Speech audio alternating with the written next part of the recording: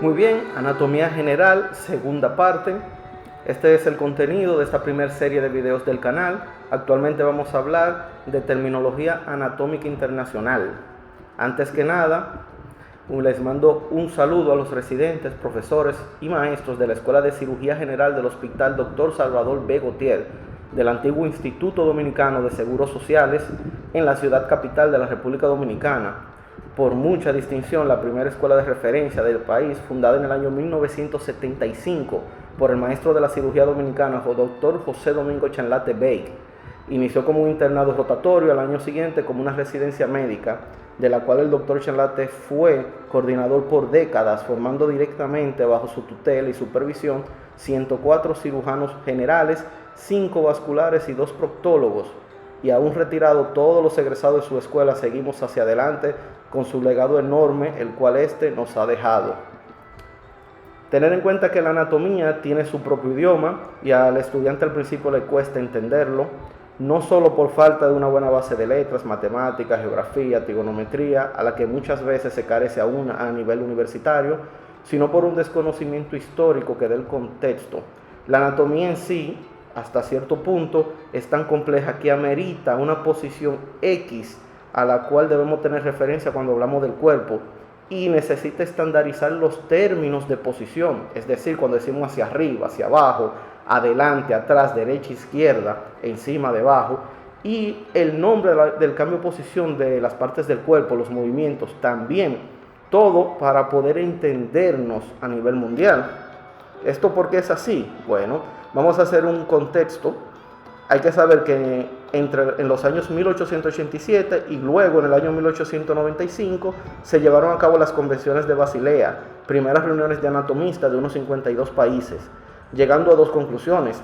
Número uno, que la anatomía del hombre ya está descrita y esta es invariable e inmutable, lo cual era mentira, porque se dieron cuenta que para 1930 este señor dominicano Miguel Canela Lázaro, discípulo de Henry Rouvier, uno de los anatomistas de renombre de primera mitad del siglo, hizo un descubrimiento menor que pasó sin pena y sin gloria. Por eso es que es conocido en la historia dominicana de la medicina como el anatomista olvidado. Él fue quien describió el ligamento peroneo astrágalo calcáneo de Rouvier Canela. Claro, ahora se llama ligamento colateral fibular de la articulación del tobillo. Incluso, más de 100 años de la Convención de Basilea, este otro dominicano, Dionisio Rodríguez Soldevila, Universidad Autónoma de Santo Domingo UAS, describió lo que ahora conocemos como el tríceps coxal de Soldevila, un músculo en la región glútea que tiene 3 cabezas con origen distinto e inserción común, que por mucho tiempo fue considerado como 3 músculos independientes, gemelo superior, gemelo inferior y obturador interno. También describió el tendón fibular de Soldevila, un tendón accesorio del músculo extensor largo de los dedos del pie, músculo de la región anterior de la pierna. Eso era considerado como un cuarto músculo accesorio inconstante de dicho compartimiento. A partir de Dionisio Soldevila es que se inician entonces muchas disecciones, sobre todo en Hispanoamérica, no solo para aprender anatomía, sino para buscar errores o cosas que habían pasado desapercibidas por siglos. Incluso en el siglo XXI se ha descrito una 6ª capa de la córnea, se ha descubierto el ligamento anterolateral de la rodilla, llamado ahora menisco femoral anterior, una rama del nervio cubital o ulnar a nivel del codo para la articulación, que pasó desapercibido por años, y también, por ejemplo, que el músculo glúteo mayor y tensor de la fascia lata son un bíceps glúteo femoral. Son 2 vientres de un músculo cuyo tendón común es el tracto iliotibial. Quizás no lo entiendan ahora, pero más adelante en anatomía todo tendrá sentido. Para no irme por la tangente, volviendo a la Convención de Basilea, porque me emociono, la segunda conclusión a la que llegaron los anatomistas de dicha convención fue que la anatomía humana ya estaba descrita y que esta era mutable e invariable. Ahora, algo que se dieron cuenta en la convención es que para unas 5.000 estructuras del cuerpo humano que consideraban que podían tener un nombre y un apellido, existían más de 10.000 términos anatómicos relevantes.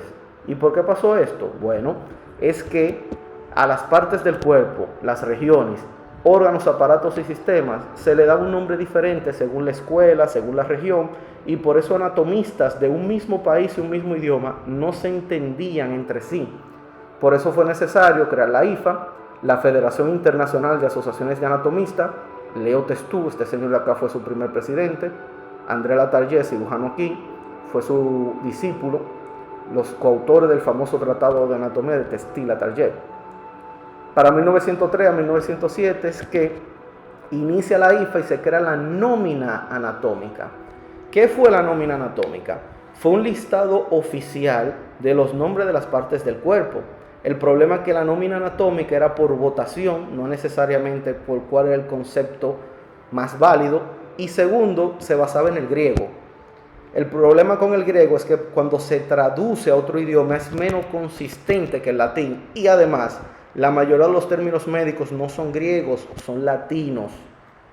De manera que la nómina anatómica, basada en el griego, con todas las traducciones a todos los idiomas, fue el estándar de nomenclatura en la anatomía hasta el año 1956, que la nómina anatómica de París fue la que se conoció y comenzó a utilizarse en todo el mundo. Y siguió siendo el estándar hasta finales de los 80 e inicio de los 90, que fue cuando la IFA crea el FCAT, Comité Federativo de Terminología Anatómica. Aquí ya se cambió el estándar, no es la nómina anatómica, es la terminología anatómica. La terminología anatómica, a diferencia de la nómina, tiene el listado oficial de las partes del cuerpo en latín. De esa manera, la traducción a cualquier idioma es más consistente y con menos variaciones. La terminología anatómica nos dice que los nombres de la parte del cuerpo deben ser los más sencillos posibles, que salvo excepciones, cada parte del cuerpo debe tener un solo nombre, no tantos, que el nombre debe ser mnemotécnico, o sea, fácil de aprender, o que el nombre me permita recordar fácil la estructura o función. El nombre debe ser descriptivo, debe ser informativo. Los nombres de las partes del cuerpo en una misma región deben ser coherentes entre sí. Por ejemplo, esto es el triángulo femoral, pues vena, arteria, nervio, femoral. No deben llamarse diferentes, salvo excepciones. Algo muy importante es que cero epónimos. ¿Qué es un epónimo? Es el término que se origina del nombre de una persona o personaje. Por ejemplo, el tendón calcáneo o del tríceps sural se llamaba tendón de Aquiles por la terminología griega y por el mito griego de Aquiles. Por ejemplo, la trompa uterina se llamaba de Falopio y la trompa auditiva o faringotimpánica se llamaba de Eustaquio. El problema de los epónimos, que aparte de que no me da información descriptiva, mnemotécnica del órgano, es que son muy inexactos. La mayoría de los epónimos en medicina no se debe a quien descubrió la estructura. A veces le ponían el nombre en honor a un maestro, discípulo o incluso familiar. Es el caso del anatomista Jacques Dubois, el cual no quería que lo conocieran y a todo lo que él describió le puso Silvio porque le gustaba el nombre. Por eso los epónimos ya no deben utilizarse. Otra cosa que corrigió la terminología anatómica es aquel error de traducción. Por ejemplo, nervio ciático, el nervio más grande en grosor y longitud del cuerpo humano. Se llamó ciático en español porque se tradujo del griego al francés y luego del francés al español, porque en un momento la mayoría de los textos eran franceses y ahí quedó el nervio ciático. Pero el término correcto es nervio isquiático. Si leen un libro de anatomía moderna del 2000 para acá, incluyendo el Rubier, dice nervio isquiático, porque el nombre de dicha estructura se debe a que se encuentra en la región glútea inmediatamente lateral o por fuera de la tuberosidad isquiática. También se han cambiado algunos nombres porque eran de una raíz griega inexacta y ahora es latina. Por ejemplo, tenemos el antebrazo, la región debajo del codo por encima de la muñeca. Aquí tenemos dos huesos largos. El que está hacia afuera, que coincide en el borde donde está el dedo pulgar, se llama radio. De ahí recordar que el pulgar es la antena del radio o que el gordito escucha la radio. El hueso que está contrario, en el borde interno, corresponde al borde donde está el meñique, se llama cúbito. De ahí que arteria, vena y nervio que van en ese borde del antebrazo se llaman cubitales. ¿Qué pasa? Se cambió el nombre a ulnar. ¿Por qué es esto? Cubital viene del griego cúbito, que quiere decir codo, porque para los clásicos anatomistas el cúbito nacía del codo y el radio de la muñeca. Esto es porque en el codo el cúbito se articula directamente con el húmero, pero no el radio. Y en la muñeca ocurre lo contrario. El radio se articula directamente con los huesos del carpo muñeca y no hacia el cúbito. Eso es lo que permite los movimientos de pronación y supinación de la mano y antebrazo. Ahora se llama ulna al hueso, arteria, vena y nervio ulnares. ¿Por qué razón? Porque ulna viene del latín y era un sistema de medida, una unidad de medida griega y romana que tomaba un través de longitud del borde interno del antebrazo. Asimismo, por ejemplo, en la pierna, entre rodilla y tobillo teníamos el peroné, que ahora es fíbula, y por ende arteria, vena, nervio, fibular. Otro más viejo era el caso de la segunda vértebra del cuerpo, se llamaba epistrofio, ahora es axis. Otro error de traducción es este nervio, se llamaba crural, pero en realidad es femoral. Crura quiere decir pilar. Actualmente la región crural es la pierna, entre la rodilla y el tobillo, por un error, un mal uso de los franceses que al principal nervio que disecaba en miembro inferior, impropiamente pierna, le llamaron el nervio de la pierna, crural, y eso pasó desapercibido por años. Es por esta razón que si un médico formado en el siglo XX con la nómina anatómica, que no se ha actualizado en la terminología, se encuentra con un estudiante actual que aprende anatomía con la terminología actual y no sabe de la nómina anatómica porque no ha revisado, por ejemplo, textos antiguos o clásicos, no se van a entender entre sí. Esa es la importancia de saber este contexto de qué es la nómina y qué es la terminología anatómica, porque todo esto es para poder entendernos. Otro caso es este gran repliegue del peritoneo, cuelga de la curvatura mayor del estómago, se llamaba epiplón, ahora se llama aumento. Por eso lo que antes se llamaba arteria gastroepiploica, ahora se llama gastromental. No es que usar la nómina anatómica, que es la terminología clásico tradicional, esté mal, es que debemos de actualizarnos e intentar utilizar el estándar internacional, porque la anatomía, igual que cualquier ciencia, va cambiando y va evolucionando, igual como lo hizo la medicina. Si nosotros entramos en que no voy a usar la nómina anatómica, prefiero la terminología clásica, los epónimos, estaríamos exactamente igual que Galeno cuando decía que no se podía actualizar, o los discípulos de Galeno cuando Andrés Besalio quiso revolucionar la anatomía. Basta de cháchara, vamos a la competencia, conocimiento que me sirve para algo. Luego de la cultura debemos de saber cuál es la posición anatómica. La posición anatómica es un individuo de pie, parado, erguido, derecho, con los talones juntos o próximos, con ambos brazos a ambos lados del tronco, de manera péndula, o sea, colgando, y con las manos orientadas de tal forma que las palmas miren hacia el frente, el pulgar hacia afuera, meñique hacia adentro, la cabeza erguida sin inclinación, ojos abiertos con mirada al horizonte, boca cerrada.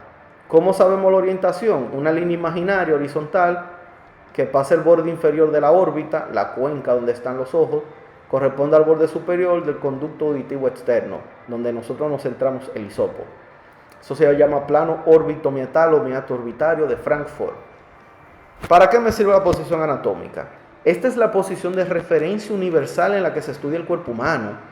Cuando leemos un libro de anatomía, disecamos un cadáver en una mesa de disección, en un laboratorio de disección, o vemos la disección por un médico forense en una autopsia o necropsia, cuando se opera un paciente, un procedimiento quirúrgico en quirófano, cuando examinamos a un paciente en una camilla, o cuando le hacemos historia clínica sentado en la consulta, esta es la posición en que nos imaginamos el cuerpo siempre, independientemente de la posición real. No es que yo voy a tomar el cuerpo del paciente, el cadáver, y lo voy a poner parado, no, es que así es que me lo imagino, porque es en esta posición que toman significado los términos de posición.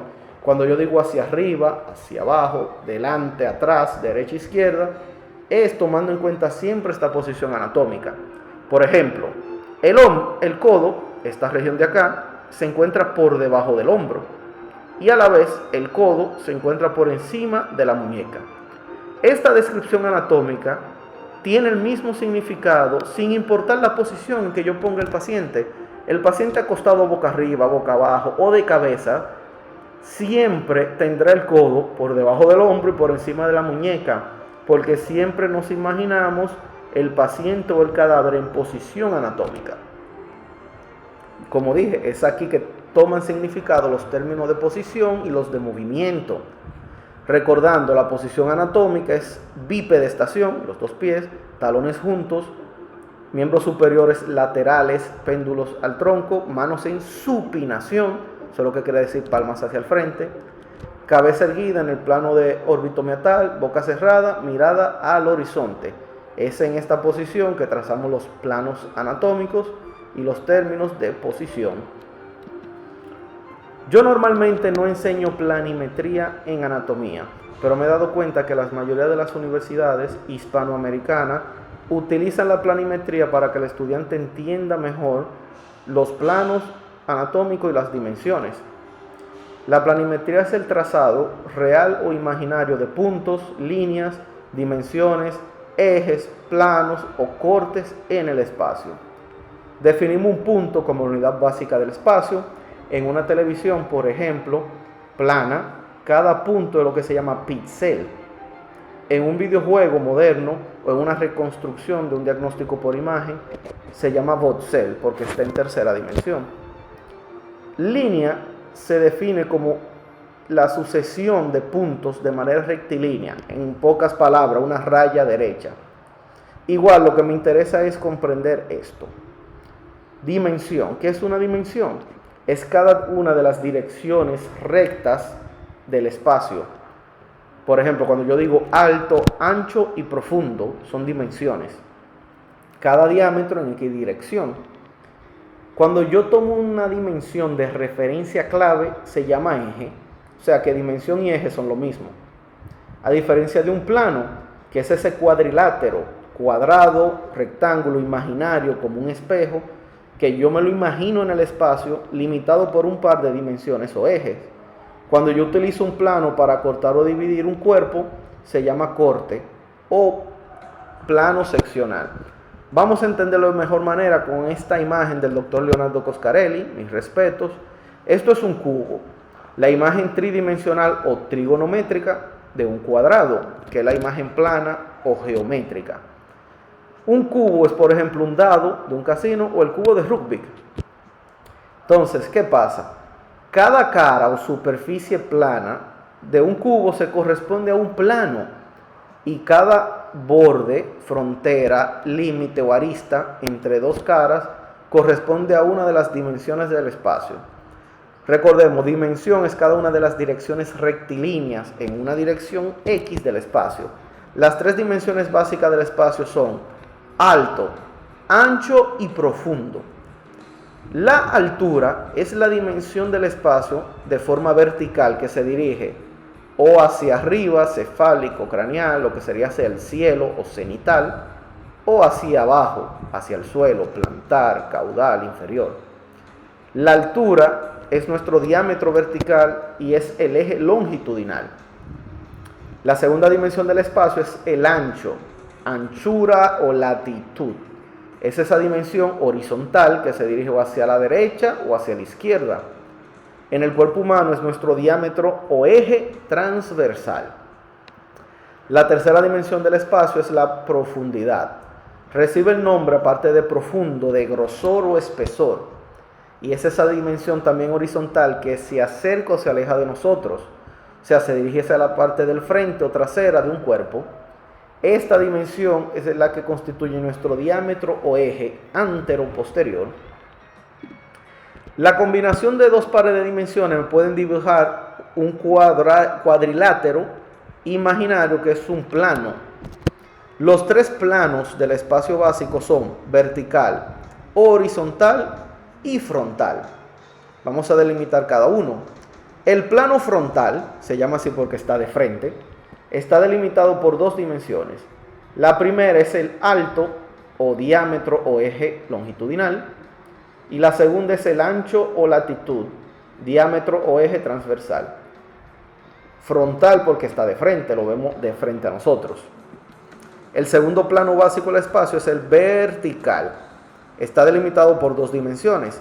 La primera es la dimensión de longitud o altura, que es nuestro diámetro vertical o eje longitudinal. Y la segunda dimensión que lo limita es la profundidad, grosor o espesor, que es nuestro diámetro eje antero-posterior. Los diámetros verticales se llaman sagitales, de Sagittar, flecha, porque si nos imaginamos que nos disparan con arco y flecha, un flechazo en la frente, la forma en que nos rompe el cráneo, la flecha coincide con el plano vertical o sagital. Por eso es que la unión de los dos huesos frontales, que coincide con un plano sagital, se llama sutura sagital. Igual el plano frontal se llama coronal, de corona, porque este coincido es paralelo con la sutura coronal, que es la unión del frontal con los dos parietales, porque eso es paralelo a donde se situaba la corona de los faraones. El último plano es horizontal. No tiene ciencia el nombre horizontal porque está acostado como el horizonte. Lo limitan dos dimensiones. Primero, el ancho, latitud, que es el diámetro o eje transversal. Y la segunda dimensión es profundidad, grosor o espesor, que es el diámetro eje antero-posterior. En el cuerpo humano, el diámetro horizontal se llama axial, de eje. Cuando utilizamos uno de estos tres planos para dividir o cortar un cuerpo, se llaman corte. Cualquier plano del espacio que no coincida con los tres básicos se llama plano oblicuo. Aquí vemos, por ejemplo, cómo el plano horizontal, limitado por lo ancho y profundo, me divide un cuerpo en dos mitades. Esta mitad de acá es más cercana hacia el techo, al cielo, cenital, se llama cefálica, craneal o superior. Esta mitad está más cercana al suelo, a los pies, plantar, caudal, que llamaremos de ahora en adelante mitad inferior. De esa manera, el corte frontal o plano frontal de frente nos divide un cuerpo en dos mitades, una que está más cercana a la parte delantera, el frente del cuerpo, que se llama mitad frontal, rostral, ventral, de vientre, o, como diremos de ahora en adelante, mitad anterior. La otra mitad está más cercana a la parte trasera del cuerpo, por eso esta es la mitad dorsal, nucal o simplemente, como diremos de ahora en adelante, la mitad posterior. El corte sagital o vertical me divide un cuerpo en dos mitades, derecha e izquierda. Ahí no hay mucha ciencia. De manera simple, el corte axial o transversal me divide el cuerpo en mitades superior e inferior. El corte sagital en mitades derecha e izquierda. El corte frontal en una mitad anterior y una mitad que es posterior. Aplicado al cuerpo humano, vemos los planos principales. Vemos aquí el plano medio. Vemos cómo esto es lo profundo, grosor o espesor, y esta dimensión es la altura o longitud. Vemos el plano medio, me divide el cuerpo en dos mitades simétricas, derecha e izquierda. Todos son planos sagitales.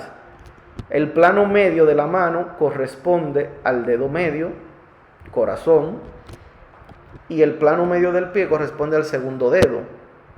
Cualquier plano paralelo a cualquier plano medio y los propios planos medios son sagitales. Aquí vemos el plano frontal de frente o coronal, como corona, limitado por lo alto y por lo ancho. Vemos cómo me divide el cuerpo en dos mitades. Esta mitad es anterior, la otra es posterior. El plano axial u horizontal es el perpendicular a los dos previos. Está limitado por lo ancho y por lo profundo. Miren cómo me divide el cuerpo en dos mitades. Esta mitad es superior y esta mitad es inferior. Yo puedo trazar infinitos planos paralelos. Hay que tenerlo en cuenta. Recordemos que cualquier plano que no se corresponda a estos es oblicuo. Y tenemos lo que se llama plano transversal, que es aquel plano que corta el eje mayor de un órgano. Por ejemplo, el plano axial en el tronco es el plano transverso de todo el cuerpo, pero el plano transversal en el pie es un plano frontal. Igual en la clavícula, este hueso, el plano transversal sería sagital. Lo mejor es no utilizar el término transversal porque así se nos facilita el estudio de la anatomía. Saliendo de la planimetría, tenemos aquí ya los tres planos básicos. Esto es un corte axial, miren cómo se ve. Aquí ahora vamos a ver el corte sagital y así se ve desde la izquierda del cuerpo. Y aquí vemos el corte coronal o frontal y así se ve. Una manera más sencilla. Importante el juego de palabras, recordar, el plano sagital nos corta como un sable en una mitad derecha y una mitad izquierda. El plano transverso o axial nos corta como un hacha. Es cierto que hacha es con H, pero si no, nos vamos en inglés, ace, con A, que quiere decir hacha. Nos corta como una rebanada de salami o salchichón. Y el corte coronal de corona nos da un guillotinazo paralelo a una corona. A propósito de compararlo con comida, podemos decir que el taco está cortado en el plano sagital, la hamburguesa en el transversal o axial y el pan tipo pan Bimbo en un corte coronal. Como una imagen vale más que 1000 palabras, un video vale más que 1000 oraciones. Eso es un corte axial de la cabeza, como hacha. Ahora vamos a ver a continuación el corte coronal, como una corona, nos da un guillotinazo. Y por último, aquí vemos el plano o corte sagital. Aunque yo uso un hacha, lo cortó como si fuese con un sable. Recuerden, Sagittar, flecha. ¿Para qué me sirve esto? Fácil. En los planos anatómicos que damos los cortes a las partes del cuerpo en un cadáver para estudiar la anatomía. Esto se llama anatomía seccional y es la forma más fácil de entender la situación, trayecto y relaciones de los órganos. Esta primera imagen es un corte frontal o coronal de la cabeza. Cuando vemos un corte frontal o coronal, ¿cuál mitad vemos? La posterior, lo vemos de frente, como que esto es un paciente y nosotros el médico. Por ende, esto es derecho, esto es izquierdo, esto es inferior hacia los pies, superior hacia el cráneo. No puedo decir que es anterior y posterior porque en esa dirección lo veo.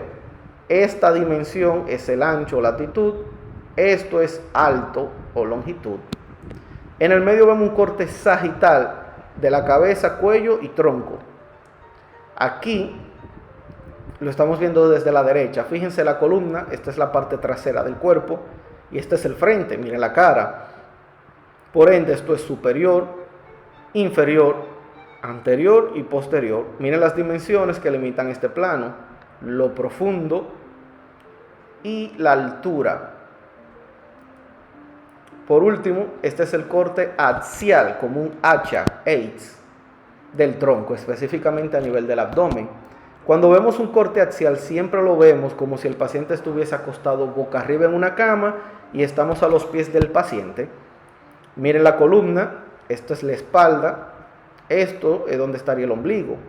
Por ende, en este corte axial, esto es derecho, esto es izquierdo, esto es anterior, esto es posterior. Miren el hígado, los riñones. La importancia de la anatomía seccional es que en el día a día en medicina la utilizamos en las tomografías axiales computadorizadas. Tomografía, tomo, división, grafía, representación gráfica. La tomografía usa rayos X como la radiografía, pero en diferentes direcciones, proyecciones, y hace una reconstrucción la computadora de un corte anatómico. Lo que vemos blanco, hiperdenso, son los huesos, por ejemplo, estas son costillas, vértebras. Lo que vemos totalmente negro es aire, como los pulmones, pulmón izquierdo, pulmón derecho. Y en matices de grises de más órganos, como grasa, músculos. Vemos acá un corte axial del tórax, un corte axial del abdomen. Esto es un corte coronal, esto es un corte sagital. Muy bien, ¿cuáles son los términos de posición? En el lenguaje común nosotros decimos arriba, abajo, delante, atrás, derecha, izquierda, encima, debajo. Pero esos términos en anatomía pueden crear confusión. Por eso tenemos términos oficiales, que son generalmente en pares, son contrarios. Y estos términos me indican que una estructura u órgano, en comparación a otro, está más cerca a tal cosa, más alejado a tal cosa en cada una de las dimensiones. Por ejemplo, tenemos superior, inferior. Superior es un término que me indica que en el diámetro o eje longitudinal, vertical del cuerpo en altura, una estructura está más cerca de la cabeza, del techo, más alejado del suelo, de los pies. Sinónimo de superior es cefálico, craneal, pero nos quedamos con superior. Lo contrario a superior es inferior. El término inferior me indica que una estructura en el eje vertical está más cercana de la planta de los pies del suelo, más alejado de la cabeza. Sinónimo de inferior sería plantar, caudal, que quiere decir cola. Nos quedamos con inferior. Ejemplos: el codo es inferior al hombro, a la vez el codo es superior a la muñeca. En el tronco, por ejemplo, el tórax o pecho es inferior a la cabeza y al cuello, y a su vez es superior al abdomen. Por ejemplo, la rodilla es más inferior que la cadera, más superior que el tobillo. Otro par de términos es anterior y posterior. Anterior quiere decir que algo en el eje antero-posterior ventrodorsal está más cerca de la parte delantera del frente del cuerpo, más alejado de nuestra parte trasera. Sinónimos de anterior han sido ventral, frontal o rostral, de rostro. Lo contrario a anterior es posterior, que indica que algo está más cercano a la parte trasera, más alejado de la parte delantera. Sinónimo de posterior serían dorsal o nucal. Nosotros nos quedamos con anterior y posterior. Ejemplo, en la cabeza, en la región anterior tenemos la cara, en la región posterior es que tenemos la nuca. Otro ejemplo es en el tronco, en la cara anterior es que tenemos, por ejemplo, el ombligo, y en la cara posterior es que tenemos la espalda. Otros términos importantes son lateral y medial. Lateral y medial se aplica en el eje transversal del cuerpo. Me indica que una estructura respecto a otra está más cerca o más lejos de la línea media, que es la línea imaginaria que me divide al cuerpo en dos mitades simétricas, derecha e izquierda. Sinónimos de medial han sido históricamente interno o hacia adentro o más cerca del centro. Sinónimo de lateral ha sido externo, que ya no se debe utilizar, hacia afuera o periférico. Ejemplos: el ojo es lateral respecto a la nariz y la boca, pero a la vez el ojo es medial respecto a la oreja, del mismo lado. Por ejemplo, el pezón izquierdo es lateral al ombligo, medial respecto al hombro izquierdo. En la mano yo siempre doy el ejemplo de los dedos. El dedo más lateral que tenemos es el pulgar. El dedo más medial que tenemos es el meñique. El dedo del centro, por ejemplo, es lateral respecto al anular y al meñique, pero a la vez es medial respecto al índice y al dedo pulgar. Con esos términos ya utilizamos toda la posición en cada eje del espacio: superior, inferior, lateral, medial, anterior, posterior. Término a veces útil, proximal y distal, que puede ser sinónimo superior e inferior, pero en realidad no. Proximal quiere decir más cercano de la raíz, distal más cercano de lo que está contra la raíz, más alejado de la raíz, de un miembro. Yo generalmente no lo utilizo y prefiero utilizar superior, inferior. Término muy útil es superficial y profundo. Hay que tener en cuenta que en el lenguaje común, cuando nosotros decimos que algo está encima de otra cosa o cubriéndolo, el término correcto es superficial. Igual, cuando algo está cubierto por otra cosa o debajo de, el término es profundo. ¿Por qué razón? Porque al yo decir encima o debajo, yo no sé si estoy diciendo arriba, abajo, que es superior e inferior, o si estoy diciendo superficial y profundo.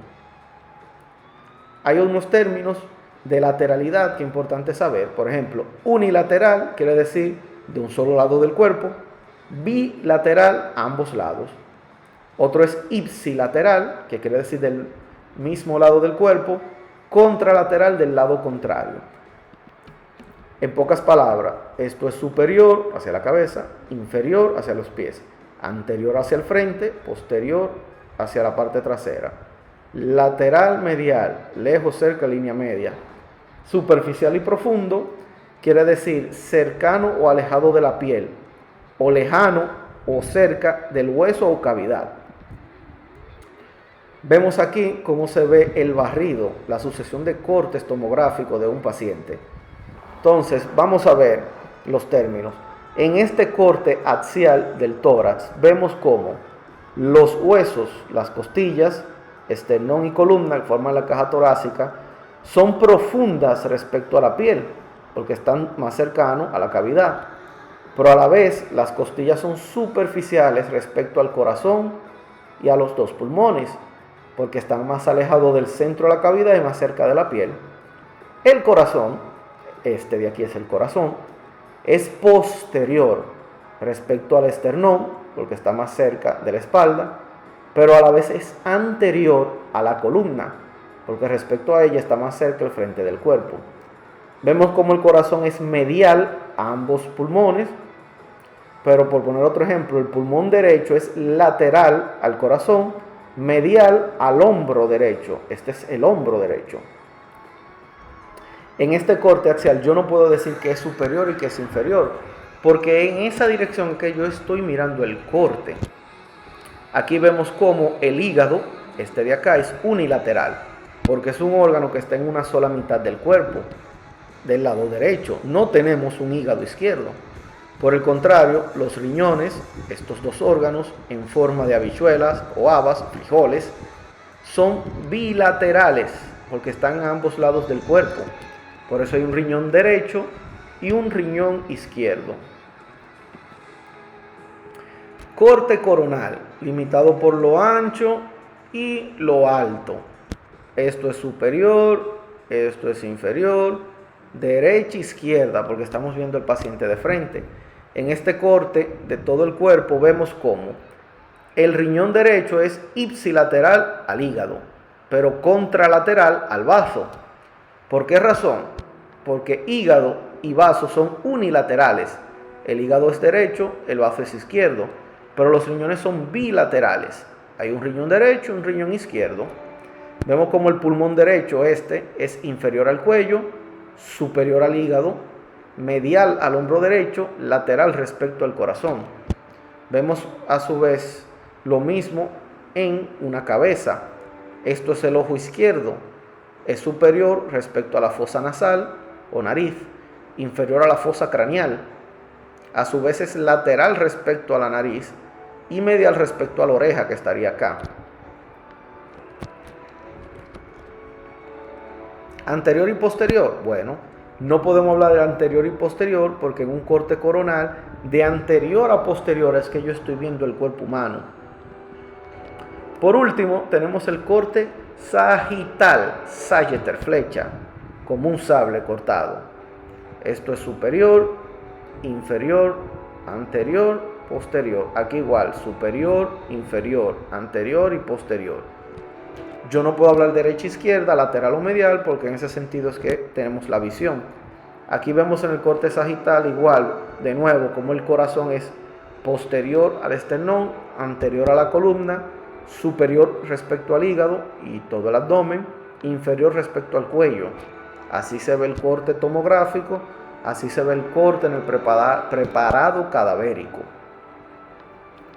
De manera que ya tenemos los términos oficiales en la terminología actual de posición para orientarnos en el espacio: superior, inferior, anterior, posterior, lateral y medial, que aquí no lo puedo usar, superficial y profundo. Por ejemplo, vemos cómo las vísceras del abdomen son todas profundas respecto a la columna y al esternón, están más cerca de la cavidad. La columna y el esternón, aunque uno es posterior y otro anterior, ambos son superficiales respecto a las vísceras. ¿Cuál es el término que yo no he hablado? Interno, externo. Aquí me detengo. Importante tener en cuenta que interno quiere decir dentro de la cavidad, externo fuera de una cavidad. Si yo me como un alimento, cuando el alimento llega al estómago, el alimento es interno al estómago. Si se me perfora el estómago y eso sale a cavidad, en ese momento el alimento sigue siendo interno al abdomen, pero externo al estómago. El problema es que en el lenguaje común utilizamos interno como sinónimo de hacia adentro y externo hacia afuera. Por eso los textos clásicos de anatomía utilizaban los términos interno y externo como sinónimos de lateral y medial. ¿Ok?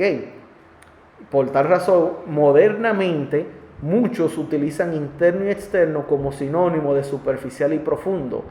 Pero ¿qué pasa? Se van a ir para atrás. Van a haber contradicciones. Aquí vemos la región de la ingle, que es la transición abrupta de la pared del tronco corporal a nivel del abdomen hacia el muslo y perineo, donde tenemos los genitales y el ano. Esa zona de acá se llama ingle, porque ahí tenemos el ligamento inguinal, que es el borde libre inferolateral de la aponeurosis de este músculo oblicuo externo, cuando salta de esta espina ilíaca anterosuperior hacia el pubis. Funcionalmente es el retináculo flexor de la cadera. No importa, lo que hay que saber es que inmediatamente superior a la mitad medial del ligamento inguinal tenemos el conducto inguinal, que es el trayecto que hace el cordón espermático en el hombre y el ligamento redondo del útero en la mujer para llegar del abdomen al periné. ¿Por qué ocurre esto? Cordón espermático es el pedículo del testículo epidídimo, todo lo que entra y sale. Esos elementos se originan o terminan en la cavidad abdominal o pélvica, por un lado, pero por otro está en el periné. ¿Cómo ellos pasan? Atraviesan los músculos anchos. Ojo, ¿dónde inicia ese trayecto? Cercano a la cavidad, aquí, en lo que se llama anillo inguinal profundo o abdominal, que por ende es lateral, aquí lo vemos, y profundo. Termina en el tejido celular subcutáneo, en esto que se llama anillo inguinal superficial, que lo estamos viendo, es medial respecto al otro y superficial. ¿Cuál es el problema? El anillo inguinal profundo, que se llamaba abdominal, de los dos es el más lateral, ligeramente superior y profundo, está cerca de la cavidad. El anillo inguinal superficial, antes llamado subcutáneo, de los dos vemos que es el más medial, ligeramente inferior y superficial. Pero ¿qué pasa si yo preguntara cuál es interno, cuál es externo? Bueno, si usted utiliza interno y externo como sinónimo lateral y medial, diría que este es el interno y este es el externo. Pero si lo utilizo como sinónimo de superficial y profundo, fuese al revés. Yo dijera que este es el interno y este el externo. Ese es el motivo por el cual interno, externo ya debe desaparecer del lenguaje anatómico. Es mejor no usarlo. Este anillo inguinal es lateral y profundo. Este es superficial y medial. Por ende, no debemos usar interno externo. Eso crea mucha confusión porque los libros de cirugía, como el Schwartz o el Savistton, utilizan interno y externo, y según la edición y el autor, lo utilizan de una manera y otra, y eso crea confusión. Atención en este aspecto a los residentes de cirugía general. Y de esta manera hemos visto la posición anatómica, los planos y los términos de posición. Para finalizar, términos de movimientos. Definimos movimiento como el cambio de posición o postura de las partes del cuerpo. Los movimientos mecánicamente dependen de los huesos, las articulaciones y los músculos. Desde este punto de vista, los huesos y las articulaciones son los órganos pasivos.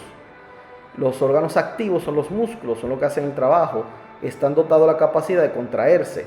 Como los músculos se insertan, tienen punto de fijación en los huesos, cruzan una más articulaciones al contraerse, acercan esos puntos de inserción y eso se traduce en un cambio de posición de los huesos a ambos lados de una articulación y por ende movimiento.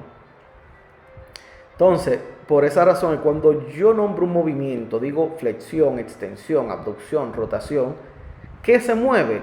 Yo puedo decir que se mueve el hueso distal a la articulación o la parte del cuerpo distal o la articulación en la que ocurre. Por esa razón es que cuando yo digo flexión y extensión, por ejemplo, del codo, al hacer esto, yo puedo también nombrarlo como flexión y extensión del antebrazo, que es la región distal, la que se mueve. O puedo especificar flexión y extensión de antebrazo respecto al brazo, o nombrar los huesos, flexión y extensión de radio y cúbito. Es igual, lo que sí hay que saber el nombre correcto de los movimientos de las partes del cuerpo. Por ejemplo, para simplificarlo, cuando una estructura anatómica se hace más superior, eso se llama elevación. Cuando se hace más inferior, se llama descenso. Por ejemplo, elevación y descenso de los hombros cuando nosotros señalamos que no sabemos en negación. Cuando una estructura anatómica se hace más anterior o posterior, recibe el nombre de protrusión hacia anterior o retrusión, como el caso de la mandíbula. Hay que tener en cuenta que en el caso del pene, el prepucio, cuando se desplaza anterior y posterior respecto al glande, que es la punta del pene, el nombre correcto es este, protrusión y retrusión, no retracción y protracción. La protracción es cuando algo se desplaza de manera anterior y lateral. Protracción es anterior y lateral. Retracción, posterior y medial. La única estructura del cuerpo que hace protracción y retracción son los hombros. Un error común, porque hasta los urólogos dicen protracción y retracción del prepucio, cuando el término correcto sería protrusión y retrusión de la mandíbula. Cuando una estructura anatómica se desplaza y se hace más lateral, se separa así de la línea media, se llama separación o abducción, ABD. Por el contrario, cuando se aproxima, se acerca a la línea media, se hace más medial, se llama aducción, ADD. Antes decíamos separación, aproximación. El término correcto es abducción y aducción. Hay que tener en cuenta que en el miembro superior se puede sustituir los términos abducción y aducción por inclinación radial e inclinación ulnar. Hay que tener en cuenta que esto es en la mano, abducción y aducción se hace respecto al plano medio de la mano, el del tercer dedo. Por ende, esto es abducción de los dedos y esto es aducción. Por ende, el dedo medio hace abducción radial, abducción ulnar, y cuando vuelve a posición anatómica es su aducción. Lo mismo ocurre en miembro inferior, que hablamos de abducción y aducción respecto al eje medio del pie que corresponde al segundo dedo. E igual hablamos de inclinación tibial, inclinación fibular. En el caso del pie hablamos de inversión y eversión. Inversión es el movimiento que ocurre por debajo del tobillo por el cual la planta del pie mira hacia medial. Eversión trata de mirar hacia lateral. Llegamos así a los dos términos más básicos que siempre los dejo de último: flexión y extensión. ¿Qué quieren decir estos términos? Flexión quiere decir doblar, enguruñar, como dirían las personas, disminución del ángulo. Extensión es el movimiento por el que hay enderezamiento, como dirían las personas en buen dominicano, esteriscar, un aumento del ángulo. Generalmente el movimiento de flexión es anterior y de extensión posterior, pero hay excepciones. Por ejemplo, de la rodilla hacia distal, la flexión ocurre hacia posterior y la extensión hacia anterior. Hay que tener en cuenta que tenemos la flexión del tronco y la cabeza, la extensión. Pero ojo, el movimiento de inclinación, cuando yo me doblo a un lado o al otro, en estructuras centrales como cabeza, cuello, columna, se llaman actualmente flexión lateral, ya sea flexión lateral derecha, flexión lateral izquierda, y cuando volvemos a posición anatómica se llama extensión lateral. Para terminar, ¿qué pasa en el pie? Los clásicos anatomistas decían que este movimiento, por el cual se disminuye el ángulo entre la pierna y el pie, se llamaba flexión.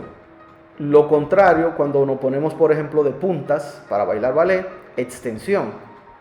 Pero del punto de vista funcional, se ha querido hacer que sea lo contrario, que cuando el dorso del pie se acerca a la pierna, cara anterior, cuando, por ejemplo, caminamos sobre el talón, se llama extensión del pie. Y la flexión real del pie es cuando nos ponemos de puntillas. Esto es porque, si lo nombramos de esa manera, los músculos que en la pierna son flexores, en el pie serían extensores y luego en los dedos volverían a ser extensores. Eso es un trabalenguas.